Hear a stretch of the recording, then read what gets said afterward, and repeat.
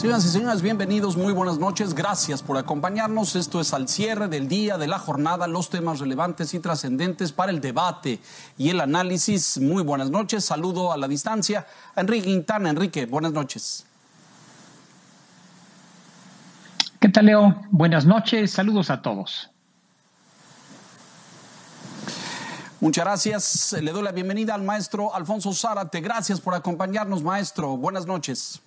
Es un gusto como siempre, Leo. Muchas gracias. Luis Carlos Ugalde, un gusto recibirte, bienvenido. Hola, Leonardo, muy buenas noches. Bueno, pues el día de hoy una sesión intensa en el Senado de la República, la aprobación del dictamen para la desaparición de 109 fideicomisos con los que el gobierno de la República entraría en control directo con fondos superiores a los 168 mil millones de pesos. Protestas a las afueras de la sede del Senado, lo que provocó la llegada de un cuerpo de seguridad en la Ciudad de México que son pues muy semejantes a los que conocimos por décadas como los granaderos, por su equipo, sus uniformes, sus indumentarias, pero la jefa de gobierno dice que no son granaderos, resguardaron la sede. Esto provocó que pues los senadores se tuvieran que trasladar a la antigua casona de Xicoténcatl, la sede antigua del Senado de la República, para sesionar ahí, porque pues los accesos estaban bloqueados en la sede actual del Senado en Paseo de la Reforma. El dictamen fue aprobado ya en comisiones y entró a la discusión en el Pleno, y ahí ha estado pues muy intensa la discusión, quejas entre el PAN y Morena, algunas ausencias. La sesión inició con poco más de 60 y tantos senadores, no el quórum completo, y por supuesto a las afueras de la sede tradicional, una serie de grupos de académicos, de investigadores, de artistas, pues quejándose por la desaparición de los fideicomisos. Enrique, todo parece indicar que esta bola muy cantada estará por concretarse pues ya de forma inmediata. Vamos a verlo primero, Leo, porque todavía no es un hecho. En este momento se está discutiendo en el Pleno, como referías, y una estrategia de los opositores podría ser observar el número que haya y eventualmente abandonar el salón de plenos para romper el quórum, lo cual implicaría que nuevamente podría no llegar a votarse este decreto que extingue los fideicomisos. Verdaderamente jalonado todo este proceso.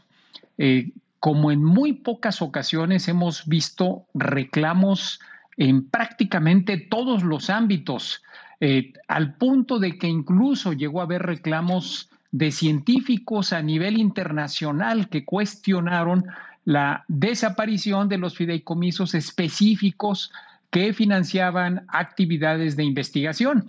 Entonces, creo que cuando se tomó la decisión no se pensó que fuera a escalar, a difundirse de tal manera el reclamo por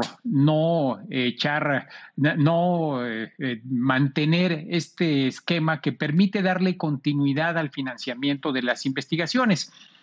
El secretario de Hacienda ha estado haciendo el esfuerzo de explicar y de tratar de justificar la decisión a través de videos que ha difundido en redes sociales, señalando que las actividades relevantes se van a mantener financiadas, pero pues no ha logrado convencer, porque cada vez queda más claro que el factor determinante no es tanto que pierdan o no recursos de modo inmediato, sino que se pierde la certeza de que un conjunto de actividades cuente con esos recursos independientemente de la negociación presupuestal. Al darse la eliminación de los fideicomisos, ahora todos los recursos van a tener que entrar en una desgastante negociación en el presupuesto anual. Y para algunos proyectos, sea científicos, culturales o el tema de la prevención de los desastres, pues estará mucho más complicado el procedimiento. Así que veremos, todavía pendiente el día de hoy.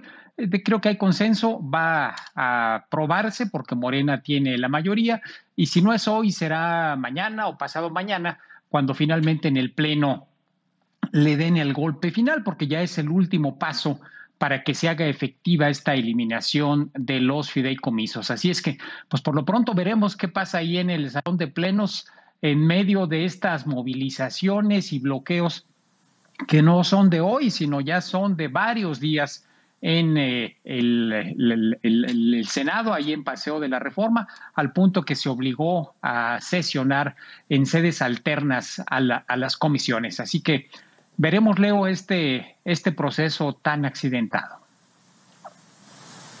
Sí, muy, muy accidentado. Ha habido incluso escarceos físicos en el Pleno del Senado.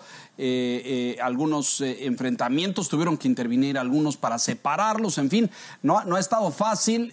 Los panistas le han dicho a los senadores de Morena que la historia se los va a cobrar. En fin, ha estado verdaderamente muy encendida la sesión. Maestro Zárate, su análisis al respecto.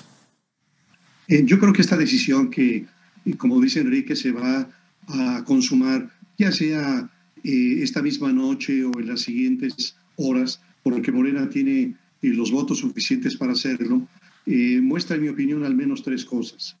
La primera, que este gobierno está dispuesto a sacar sangre hasta de las piedras, porque hasta ahora nada de lo que ha hecho, es decir, la desaparición de organismos, los recortes draconianos, recurrir a fondos para contingencia, le ha dado los suficientes recursos para mantener sus prioridades, es decir, los programas sociales, la pensión para los viejos, para los discapacitados y algunos otros, y los grandes proyectos de infraestructura, el Tren Maya, el aeropuerto Felipe Ángeles, etc.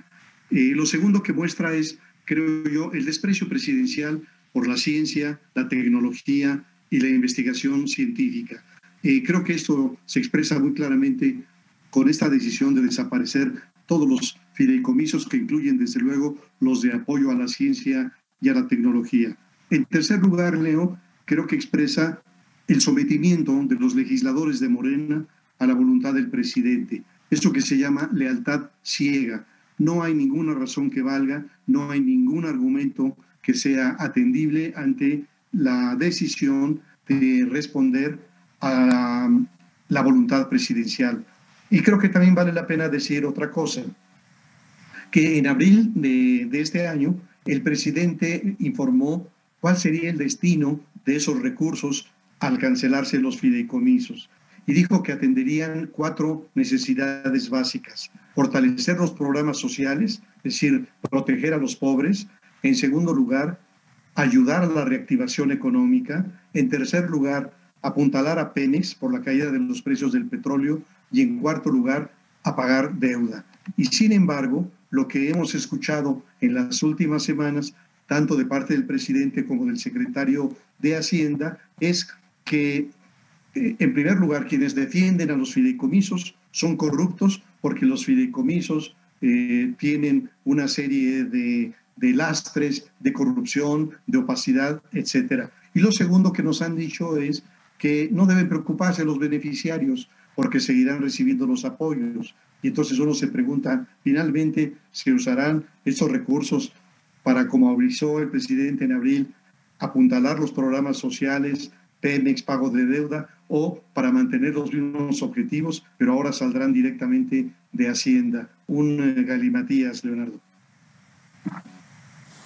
Una contradicción total, maestro, coincido, porque pues por un lado se afirma que se van a seguir que los beneficiarios recibirán directamente los recursos sin intermediarios, como tratando de equiparar a los funcionarios y servidores de fideicomisos como intermediarios, que finalmente pues eran empleados administrativos que facilitaban el trabajo. Esos evidentemente pues desaparecerán, pero los beneficiarios, que son los que han protestado, se les afirma que van a seguir recibiendo los recursos, cosa que nadie entiende ni nadie ha explicado. Luis Carlos, te escuchamos. Pues no tengo mucho que añadir a lo que ya han dicho mis dos colegas. La verdad es que lo platicamos aquí hace una semana. Es tosudez, es imposición del presidente, como ocurría hace 20 o 30 años cuando el PRI quería imponer una decisión. Es falta de negociación y como comenté la semana pasada aquí con ustedes, me parece que esto le va a pasar una factura al presidente. Me parece que esto va a dejar heridas de mediano plazo y de largo plazo. Y es una lástima esto que está ocurriendo porque, como comentábamos aquí también, es simplemente para fondear gasto corriente, para sobrevivir el próximo año. Es decir, es sacrificar mucho por salir del paso en 2021 con un déficit contenido de finanzas públicas. Y me parece que cuando uno ve que esto se va a evaporar de la noche a la mañana, simplemente los recursos fiscales que requiere Pemex por esta apuesta indebida, equivocada de querer salvar a la paraestatal y hacerla la palanca del desarrollo, simplemente estos 80,000, 90,000 millones de pesos no son absolutamente nada que vaya a hacer una diferencia en Pemex. Entonces, me parece que es una pésima inversión para el país. Pues sí, y coincido, Luis Carlos, de que esto va a dejar heridas, particularmente a lo mejor en segmentos de intelectuales, de investigadores, de académicos, de docentes, de investigadores que eventualmente formaron parte de segmentos que apoyaron a Morena o al hoy presidente de la República, Andrés Manuel López Obrador. Déjenme aquí hacer una pausa para regresar a darnos un poco más de tiempo a la reflexión partidista y política de lo que ha sucedido en Coahuila y en Hidalgo y cómo queda el escenario de los partidos a partir de los nuevos registros. Vamos a mensajes, volvemos enseguida.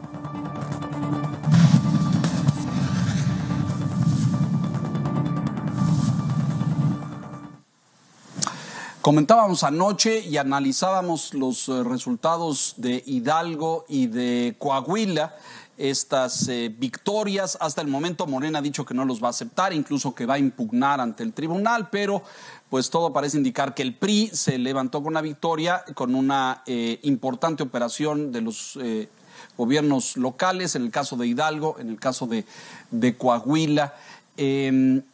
Antes de entrar al debate sobre los partidos, sus registros y este importante reporte que presentó Integralia, les quisiera pedir un análisis rápido, puntual de Hidalgo y de Coahuila. Maestro Zárate, si es tan amable.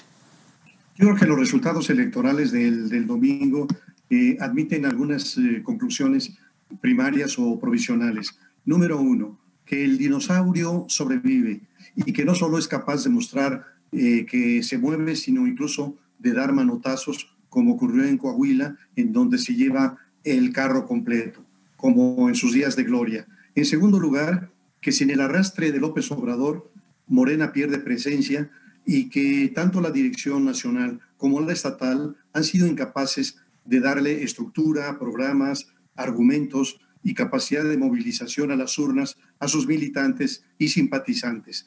Morena, lo hemos visto, experimenta un desgaste en el último año y medio y desde luego esta disputa por la presidencia y la Secretaría General los ha desgastado mucho. Un tercer dato a concluir, en mi opinión, es que los programas sociales del presidente, los apoyos a los viejos, a los discapacitados, a los jóvenes, entre otros, no se traducen en automático en votos para Morena. En cuarto lugar, que los gobernadores y las fuerzas locales siguen jugando un papel relevante en las elecciones como jefes reales del partido, decidiendo candidatos, impulsando programas de gobierno que incidan sobre los electores. Quinto, que para las elecciones del año próximo la moneda sigue en el aire. Sexto, que lo más probable que Mario Delgado resulte nuevo presidente de Morena, su perfil, su trayectoria anticipan una conducción gris y creo yo una operación deficiente. De tal manera que poco se hará para convertir al movimiento en un verdadero partido, así que el presidente tendrá más chamba. Tres cosas más. 7, el gran perdedor fue el PAN, que incluso hace 3 años en Coahuila había ganado la mayoría en el Congreso. 8, que los resultados en Hidalgo y Coahuila rompen la idea de una oposición moralmente derrotado, y 9, que creo que esos resultados incentivarán apoyos hacia PRI y PAN para las elecciones del año próximo. Importantes conclusiones, maestro Zárate, muchas gracias. Luis Carlos, te escuchamos. Yo, más que hablar de desgaste de Morena, creo que el gran problema de Morena es que ni siquiera se ha logrado constituir en un partido político. Creo que esa falta de estructura, de disciplina, de cuadros es el gran problema de Morena.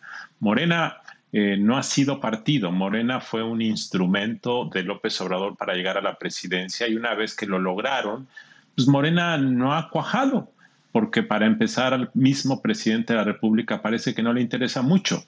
Hay incluso cierto desdén, cierta vergüenza de López Obrador respecto a su partido, y ni siquiera hay un diálogo, comunicación. Yo no conozco, por ejemplo, de algún encuentro que haya tenido el presidente de la República con Alfonso Ramírez Cuéllar, el presidente interino. No solo eso, lo contradice en ocasiones. De tal forma que no veo que esta situación del presidente con su partido se vaya a resolver. Y yo creo que, desafortunadamente para Morena, ya falta muy poco tiempo como para que esta situación se pueda resolver. En prácticamente todo el país hay pleitos internos. Los hubo en Hidalgo con las candidaturas, y eso generó enormes litigios entre grupos. Por cierto, Morena en 2018 salió con quien se dejara, y eso motivó que Morena en Hidalgo saliera con el llamado Grupo Universidad, cuyo dirigente político acaba de ser metido a la cárcel acusado de lavado de dinero. Entonces, pues esas alianzas vergonzosas que ha hecho Morena, pues le están también cobrando una factura a nivel local. Y en Coahuila, hoy, en una conferencia de prensa, el senador Guadiana de Morena acusó que ha habido traición del propio partido, de dirigentes del partido respecto a sus propios candidatos. Entonces, el gran tema es si Mario Delgado, en caso de ganar, o Porfirio, pueden realmente resolver esto. Yo creo que difícilmente. Primero, porque en el caso de Mario Delgado carece de experiencia electoral. En realidad, Mario Delgado fue senador, pero no es un operador político con gran experiencia. Tampoco lo es Alfonso Ramírez Cuéllar, por cierto, su presidente interino actual. No tiene conocimiento del tema. Entonces, enfrente tienen en este caso, 2 gobernadores del PRI que han tenido una enorme experiencia, un presidente del PRI que ha ganado 5 o 6 elecciones. Es decir, falta oficio en el partido político, y esa falta de oficio, esa falta de construcción de disciplina, esa falta de mística, esa falta de espíritu de cuerpo. Los partidos requieren una buena dosis de la disciplina que hay en cualquier organización. En Morena no la hay. Y yo creo que esto les va a costar en términos de competitividad. Yo sigo pensando que Morena va a ser el partido más votado el próximo año, pero con estos conflictos seguramente su votación se reducirá significativamente respecto a la que obtuvo en 2018. Importante pronóstico Luis Carlos, decía, a la luz de estos resultados y sobre todo de los conflictos internos. Hoy Berta Luján descalificó a Mario Delgado y dijo que había actuado sin transparencia. Porfirio Muñoz Ledo sigue señalando la incapacidad de Morena sin Andrés Manuel a la cabeza para traer votos a las urnas. Es decir, el conflicto y la diferencia interna permanece y no se ven señales de subsanar estas diferencias para enfrentar un liderazgo unificado. Enrique. Ya con algunos resultados del 2018, Leo, se percibía un poco lo que se hizo manifiesto el domingo. En 2018, el presidente López Obrador obtuvo en Coahuila 44% de los votos. Ganó el estado de Coahuila. Hay que recordar que el único estado que perdió fue Guanajuato. El PRI tuvo 26%. Pero si nos vamos a los votos por diputados, en el caso de los diputados, Morena obtuvo el 30% y el PRI el 29%. Esto quiere decir que en un estado con fuerte raigambre priista, de los estados donde no ha habido alternancia, por lo menos a nivel del poder del Estado completo, sí lo ha habido en municipios importantes.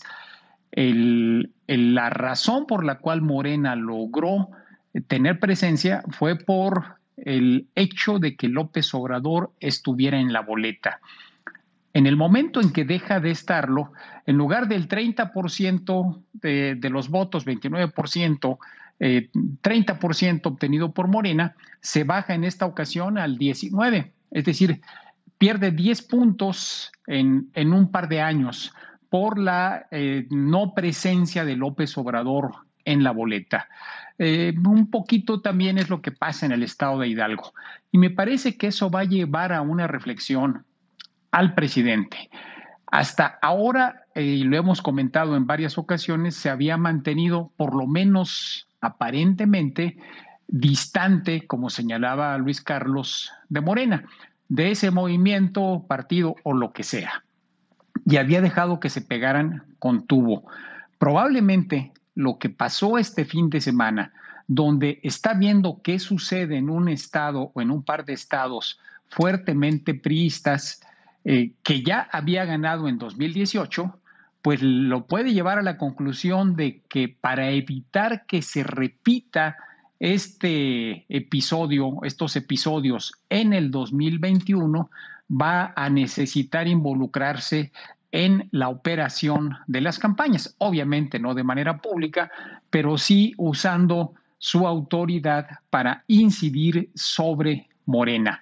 Es decir, un cambio de actitud del abandono en el cual tenía al partido a involucrarse en la dinámica interna del partido para asegurar el triunfo en el 2021.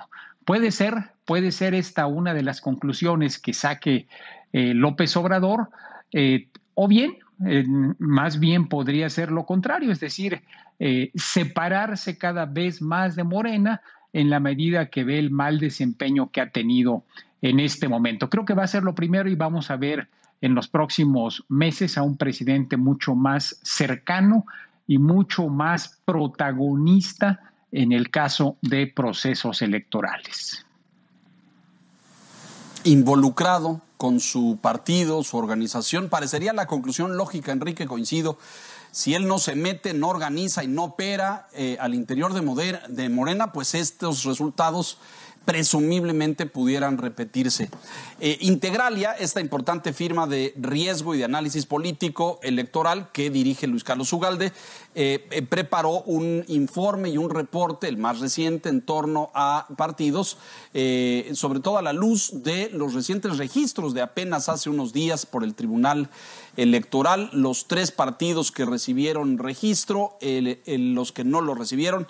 Pareciera, Luis Carlos, es una primera conclusión, pero la pongo a tu consideración, que aquellos que simpatizan o que son afines o que tienen alguna cercanía con el presidente de la República recibieron registro, y la gran voz opositora de Felipe Calderón y Margarita Zavala les fue negado el registro. ¿Qué lectura hace este análisis y esta revisión de Integralia de los nuevos registros y cómo queda el mapa de los nuevos partidos? Luis Carlos. Antes de comentar sobre esto, Leonardo, quiero hacer un comentario sobre el último comentario que hizo Enrique. Yo, la verdad, no creo que López Obrador vaya a asumir la actitud de acercarse a su partido.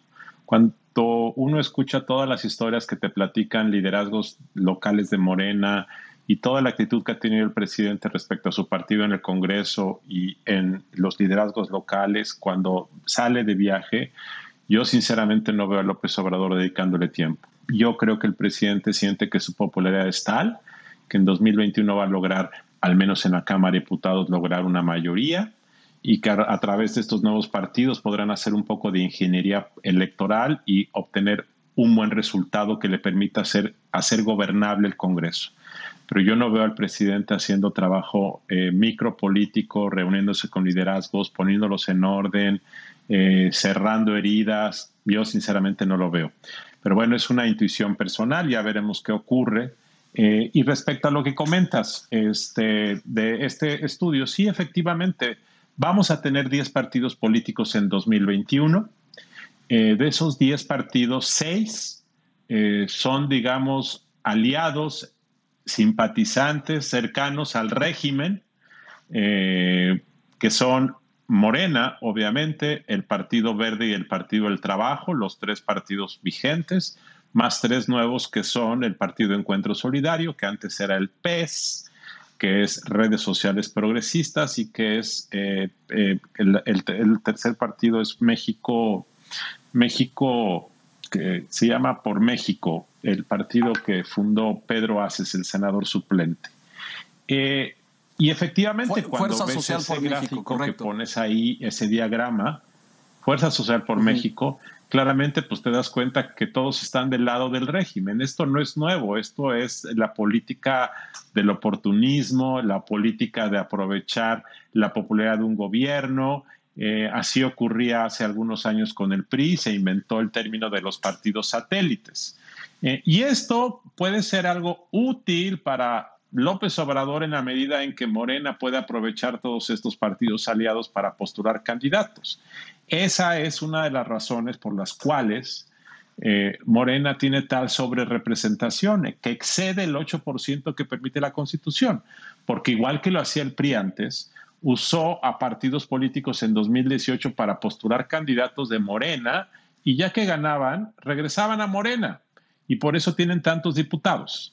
Entonces, eso pueden hacerlo ahora nuevamente, pero hay un pequeño problema, que los 3 partidos nuevos no pueden ir coaligados. La primera ocasión tienen que participar solos. Entonces, un riesgo que corre Morena es que estos partidos que se han dicho simpatizantes de López Obrador, pues compitan por el mismo electorado y le quiten pedazos en algunas zonas del país a Morena, y esto puede disminuir su competitividad. Y ya veremos cuál factor pesa más, pero ciertamente esto puede ocurrir. Y en otra perspectiva, México Libre, que efectivamente se mostraba como un partido que podría convertirse en un partido opositor muy firme y atractivo, iba a quitarle competitividad al PAN. En el Partido de Acción Nacional, sus liderazgos te comentaban que sí les preocupaba que México Libre obtuviera el registro. Por eso el Partido de Acción Nacional se mantuvo silencioso durante las semanas en las cuales se estuvo discutiendo el registro de este partido. No dijeron absolutamente nada. Y claramente, internamente, pues están en este momento muy satisfechos, porque claramente eso implicaba un riesgo de 5 puntos, 6 puntos porcentuales, que son muchísimo. De tal forma que a lo mejor la negación del registro México Libre acaba por ayudar a que la oposición no se fragmente aún más. Y ya veremos lo que ocurre.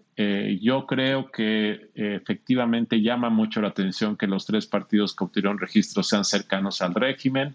Ha habido muchos comentarios, hay muchas anécdotas que han circulado en el Tribunal Electoral sobre las presiones políticas que vendrían del Senado de la República y de otras figuras políticas.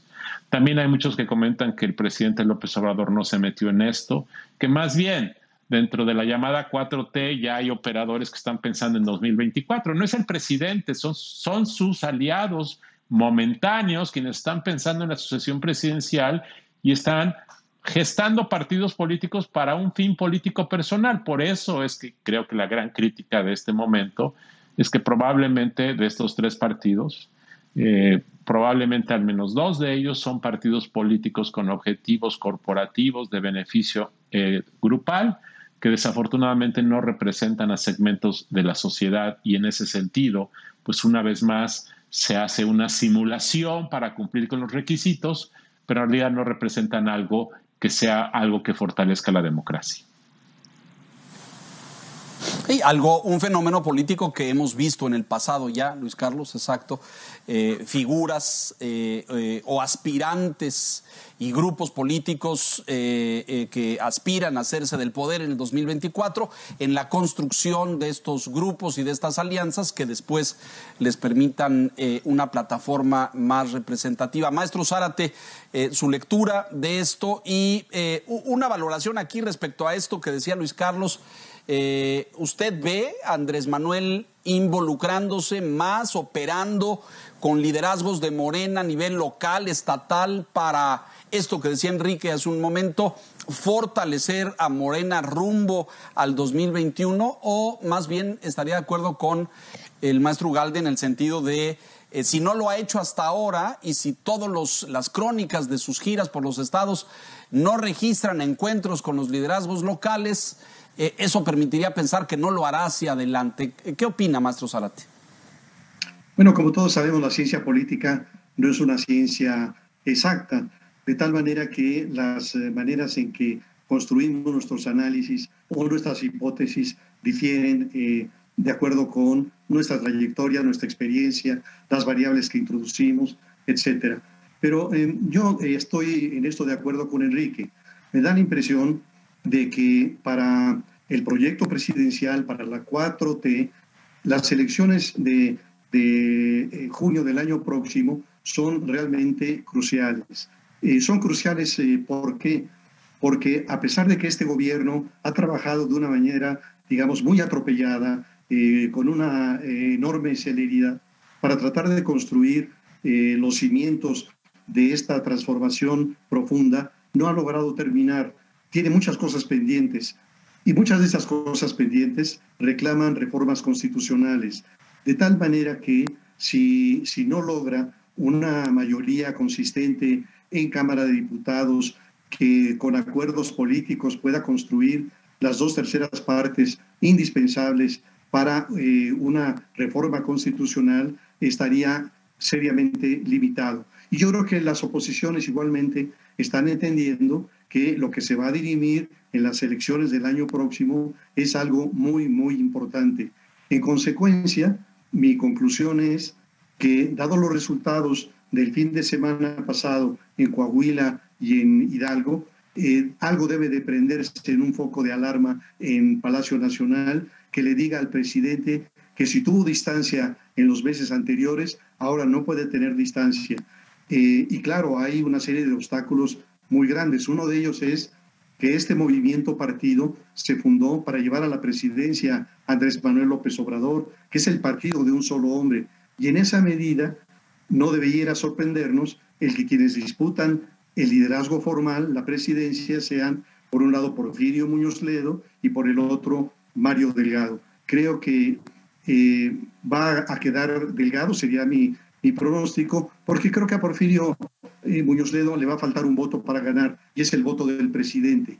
Es decir, en esta lógica de lealtad ciega, el presidente no estaría de acuerdo en que alguien como Porfirio, que de repente es una voz disonante e independiente, llegara a conducir el partido. Entonces, lo que va a necesitar ahí es un gerente, un operador, pero creo que las deficiencias de Delgado implican el que el presidente de la República tiene que darse tiempo, en efecto, para revisar un poco más de cerca qué está haciendo su partido, cómo se fortalece, cómo les transmite toda la experiencia, cómo observa y palomea los candidatos en posiciones importantes. Entonces, mi conclusión es que si no se preocupó mucho por Morena en el pasado, ahora ante los retos que vienen y la realidad va a tener que hacerlo. Interesante, maestro. El mapa de nuevos partidos, un comentario rápido a este respecto. ¿Cómo queda? ¿Qué opinión le merecen estas nuevas organizaciones? ¿Qué rol van a jugar? Todo parecería indicar que se sumarán al bloque oficialista, como dice el reporte de Integralia, es decir, PT, Partido Verde y Morena, y quedará un bloque opositor conformado por el PRD, el PAN, Movimiento Ciudadano, y algún otro que me falta ahí. Maestro, por favor.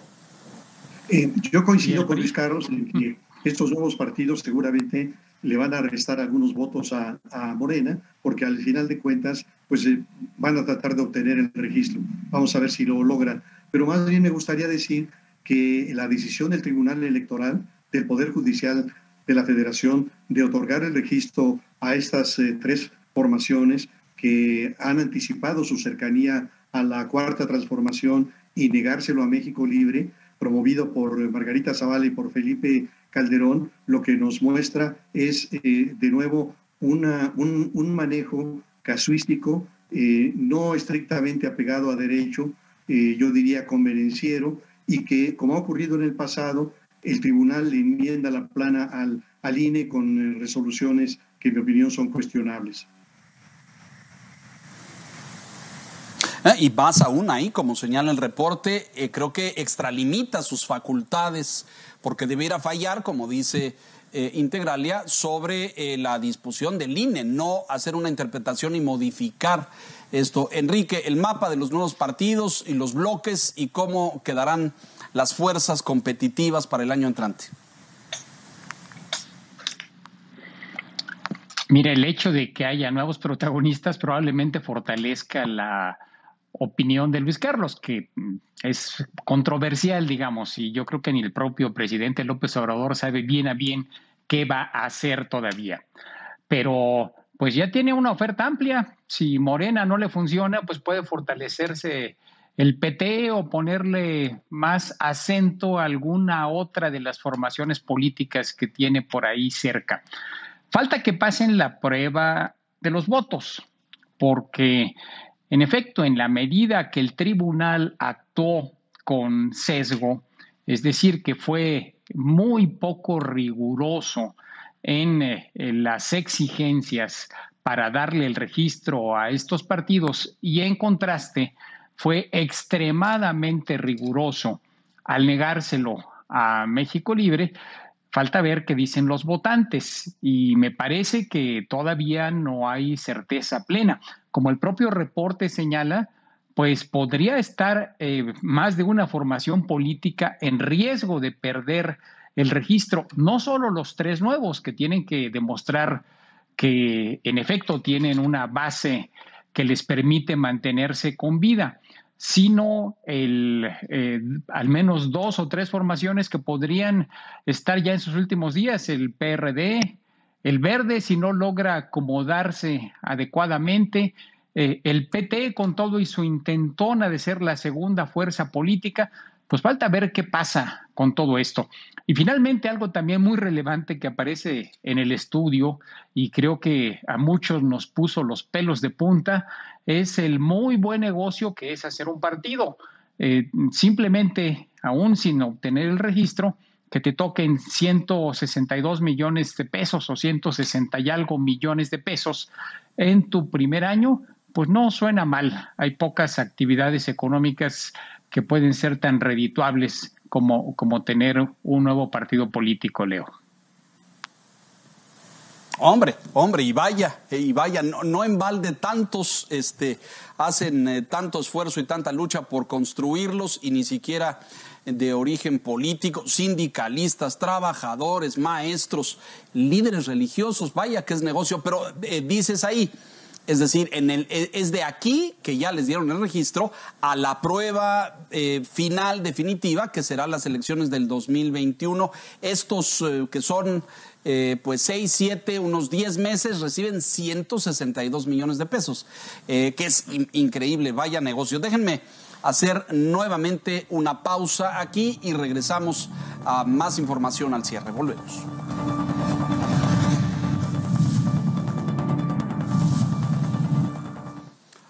Hoy tuvo lugar la segunda audiencia del general Cienfuegos en los Estados Unidos. Su defensa solicitaba libertad bajo fianza por un monto no menor, por cierto, $750,000. Ofreció la defensa, argumentando que eran los ahorros de toda la vida del general Cienfuegos. El juez lo negó. Será trasladado el general a una prisión en Brooklyn. Recuerde usted que el caso lo tiene una corte federal en el estado de Nueva York.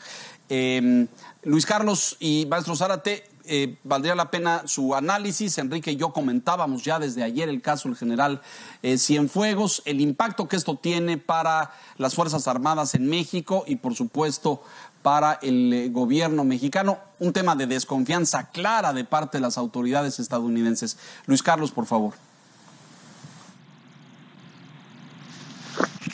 Bueno, primero yo creo que hay que tener paciencia. Esto está apenas empezando y muchos han expresado dudas, entre ellos Alfonso, que ahora nos va a comentar sobre los méritos de esta acusación. Así es que yo sugiero que esto va a durar mucho tiempo y hay que tener cuidado. A veces se piensa que porque lo está haciendo una corte de Estados Unidos, entonces tiene más fortaleza. Habrá que esperar y habrá que ver. Sin duda, en el corto plazo se trata de un impacto muy potente hacia el interior de las Fuerzas Armadas y en la opinión pública. Un instrumento que al presidente López Obrador le viene muy bien porque le permite nuevamente seguirse diferenciando del pasado, aunque también es cierto que para él le genera un poco de una situación muy complicada porque López Obrador trae una alianza muy potente con las Fuerzas Armadas. No creo que esto vaya a cambiar la estrategia militarista del presidente. No creo que el presidente vaya a decir, yo ya me di cuenta que en el ejército sí hay un problema estructural de corrupción y que entonces de marcha atrás a su estrategia de que sean las Fuerzas Armadas las que administren los puertos, construyan aeropuertos, administren instituciones públicas, etcétera, etcétera. Yo creo que no va a cambiar. Simplemente va a decir que ahora hay una nueva administración diferente del pasado. Pero creo que apenas estamos empezando. Esto ocurrió el viernes pasado. Entonces yo creo que falta mucho por ver, mucho por saber y mucho por concluir, Leonardo. Maestro Zárate, por favor. Yo creo en efecto que algunas de estas acusaciones contra el general Cienfuegos tienen ingredientes que yo llamaría inverosímiles. No que finalmente no puedan resultar ciertos, pero a mí no me resulta creíble que un militar con 50 años de trayectoria y que se encontraba en el punto más alto de su carrera profesional hubiera caído en la tentación de desviarse. ¿Por qué lo habría hecho?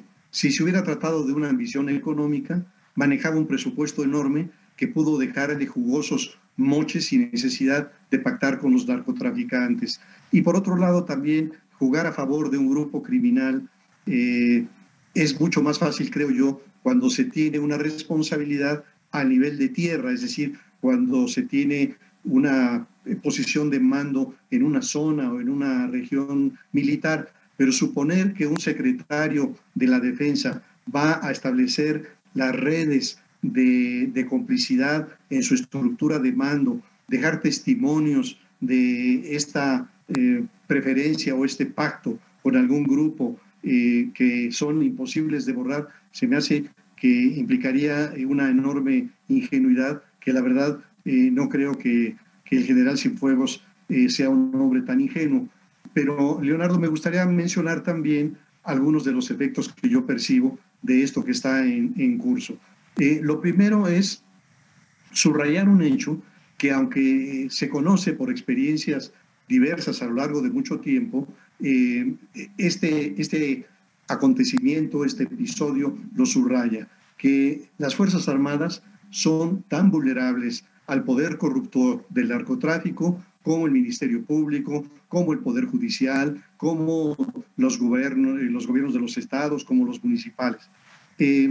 Luego creo que también este procesamiento vuelve a exhibir la precariedad de las instituciones mexicanas de procuración y administración de justicia, porque otra vez, como ocurrió con el caso del fiscal Beitia de Nayarit, como ocurrió con el caso de Genaro García Luna, son las instituciones norteamericanas y no las mexicanas las que identifican y someten a proceso a personajes del gobierno mexicano.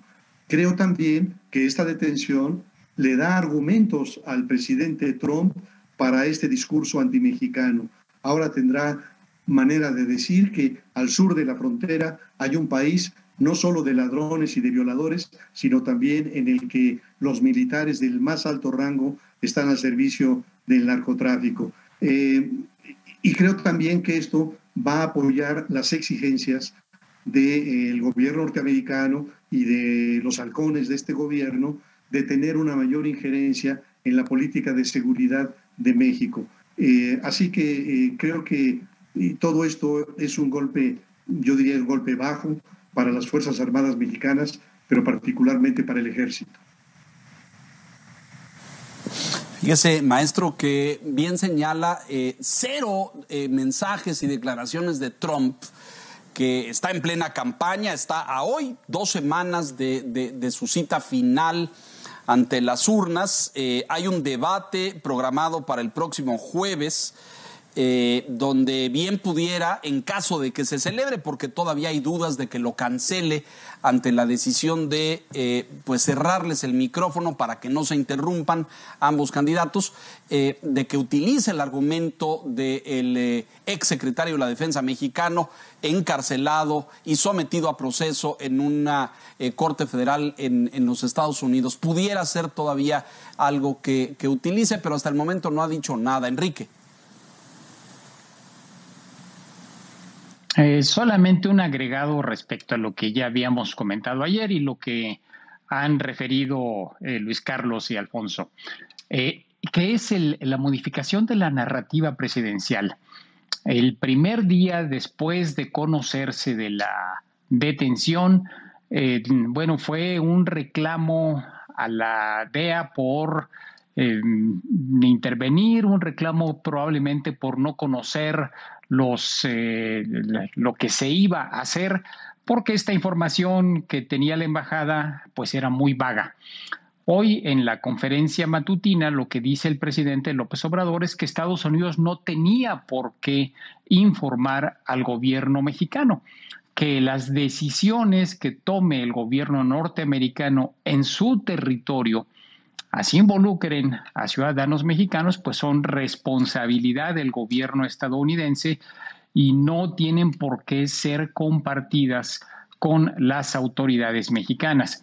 Me parece que esto, si bien formalmente es cierto, no responde a la realidad de lo que ya comentábamos ayer, de el hecho de que una orden de aprehensión emitida en agosto del 2019 se mantuvo en reserva, no fue conocida prácticamente por ninguna autoridad mexicana, y esto pues probablemente lo que expresa es desconfianza en la protección que eventualmente recibiría el general Cienfuegos en caso de que, por ejemplo, se hubiera requerido a la Fiscalía General de la República la extradición del militar.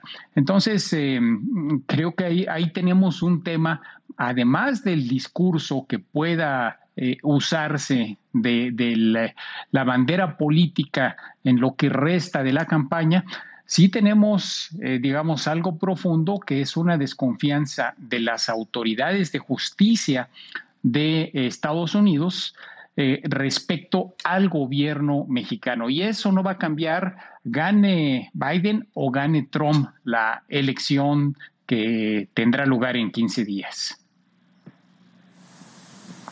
Qué bien que apuntas esto, porque pues sí notamos este cambio de narrativa. El presidente se corrigió la plana y dijo exactamente lo contrario de lo que había dicho el día de ayer. No que esto sea una cosa extraordinaria, pasa con alguna frecuencia, pero el tema es que él asumió aquí como el rol de vocería del caso del general Cienfuegos y aclaró, y lo declaró así diciendo: como esta es información muy delicada, yo les estaré informando como para evitar que nadie más, ya no digamos las Fuerzas Armadas, que no tienen un rol público muy notable frente a los medios, pero la Cancillería o la Embajada con Estados Unidos o alguien pudiera estar haciendo declaraciones sobre el caso, porque evidentemente pues los medios vamos a preguntar y a saber cómo va y cuál es la postura de México. Y el presidente en 24 horas pues cambió la postura. Vamos a pedir un informe y al día siguiente no tienen por qué decirnos nada. Luis Carlos, ¿cómo va a usar el presidente López Obrador esto y en qué? Es difícil hacer un pronóstico, pero tú señalabas ya la muy poderosa alianza que tiene el presidente con las Fuerzas Armadas y enormes cantidades de dinero que el gobierno de México le ha entregado al ejército para las obras, las sucursales bancarias, la distribución y dispensación de medicamentos, etcétera. ¿Cómo utilizar esto políticamente para blindar, si fuera posible, al ejército mexicano? Luis Carlos. Bueno, claramente López Obrador ha escogido a Genaro García Luna y la política en contra del narcotráfico de Felipe Calderón como el referente principal para hablar de la corrupción del pasado. Él no se ha referido y ha mencionado genéricamente el caso Ayotzinapa como un caso en donde las Fuerzas Armadas pudieron haber cometido abusos, pero nunca ha mencionado ahora como presidente, porque antes sí lo hacía como candidato, pero ahora en la presidencia nunca ha mencionado globalmente a las Fuerzas Armadas. Pero yo creo que lo que le va a convenir es que este caso simplemente alimenta su idea del pasado corrupto neoliberal. Pero también tenemos que tener en mente que López Obrador nunca se ha metido con el gobierno de Peña Nieto de forma directa. Siempre es de forma muy abstracta, siempre es de forma muy velada. Jamás hemos escuchado menciones a Peña Nieto como las que hemos escuchado respecto a Felipe Calderón y a algunos de sus colaboradores. Las burlas que ha hecho respecto a ese sexenio no se han escuchado con respecto a Peña Nieto, a pesar de que está el caso Lozoya, está el caso de la estafa maestra, etcétera, etcétera. Entonces, esta asimetría de trato da a muchos a pensar que en realidad en el caso del general Cienfuegos simplemente va a ser usado de forma genérica para hablar del pasado corrupto, sin entrar a los detalles, como sí ha entrado a los detalles de general García Luna, a quien ya han acusado de ser un narco político, tanto que llevaron a decir que el partido de Felipe Calderón era un narcopartido por ese hecho. Entonces hay un trato diferenciado, pero yo sí creo que al presidente le ayuda en la percepción de la gente decir, hay que apoyar a nuestro presidente. Los gringos ya están deteniendo a los narcotraficantes del pasado. El presidente puede estar vulnerable, hay que arroparlo y yo creo que esto sí lo puede ayudar en su crónica de la lucha contra la corrupción. Maestro Zárate, lo escuchamos. Yo creo que vale la pena recordar que el despliegue de los soldados en la lucha contra el crimen organizado, particularmente contra el narcotráfico, no inició con Felipe Calderón, sino con Ernesto Zedillo, que a partir de Ernesto Zedillo empieza a utilizarse a los militares en la lucha contra el narcotráfico. Y desde luego esto lo lleva mucho más a fondo el presidente Calderón y mucho más que cualquier otro el presidente López Obrador. Entonces, decir que otra cosa, que a lo largo de estos años, de las últimas décadas diría yo, hay casos, si bien aislados, pero de gran importancia para mostrar los riesgos de la contaminación del poder corruptor del narcotráfico sobre las Fuerzas Armadas. Menciono algunos. El caso de Camarena, de Enrique Camarena, el agente de la DEA, secuestrado, torturado y asesinado por Caro Quintero y el cártel de Guadalajara. ¿Qué es lo que había descubierto Camarena? El rancho del Búfalo en Chihuahua, una extensión impresionante de cultivo de marihuana que contaba con la protección de los militares.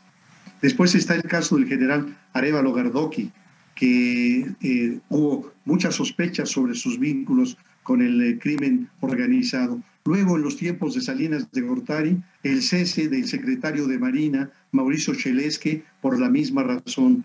Más adelante, el encarcelamiento del zar antidrogas del general Jesús Gutiérrez Rebollo. ¿Y qué quiero decir con todo esto? Que en los años 20, particularmente en el periodo de 1920 a 40, es decir, el gobierno de Plutarco Elías Calles, el entonces secretario de Guerra y Marina, que era Joaquín Amaro, emprendió el gran proceso de institucionalizar a las Fuerzas Armadas, un proceso que incluyó alfabetizar a la tropa, generar nuevas legislaciones, cuarteles, escuelas médico-militar, de aviación, de enfermería, etcétera. Una gran reforma militar. Y yo me pregunto si no conviene hoy, a 100 años de distancia, ante el enorme desafío del crimen organizado, revisar a fondo nuestras Fuerzas Armadas y emprender una reforma de esa profundidad para garantizarnos que sigan siendo esa institución ejemplar que admiramos cuando atiende los desastres naturales, cuando está cercana al pueblo, pero que hoy hay una serie de dudas o de manchas y que no es conveniente para la gobernabilidad del país desatender la necesidad de una gran reforma militar equiparable a la que realizaron Amaro y Calles en el periodo 1920-1924. Ese sería mi comentario, Leonardo. Muchas gracias, maestro Zárate. Tal vez sería necesaria, no lo sé, tal vez sí. Lo que resulta evidente, y tiene usted toda la razón, el poder corruptor del crimen organizado y del narcotráfico sobre las Fuerzas Armadas ha estado pues más que evidente y comprobado en las últimas 2 o 3 décadas, si no me equivoco. Enrique, finalmente, conclusiones. Pues mira, aunque creo que sería deseable esta reforma que plantea Alfonso, no está en las que tiene en la agenda el presidente López Obrador. Así que, pues yo creo que se quedará para un futuro más distante, más allá de lo necesario que fuera. Y vamos a ver cómo cierra esta administración, porque tienen en sus manos muchos proyectos. Está el aeropuerto, pero está lo de el Banco del Bienestar, está lo de los medicamentos, están muchas responsabilidades de las que esperemos pues haya cuentas claras y transparentes. Les quiero agradecer profundamente a los tres. Luis Carlos Ugalde, gracias, muy buenas noches. Maestro Zárate, bienvenido como siempre, muy buenas noches. Gracias. Enrique Quintana, gracias, y gracias a usted que nos hace el favor y la gentileza de escucharnos. No se despegue, mucho más aquí en el Financiero Bloomberg a continuación. Buenas noches.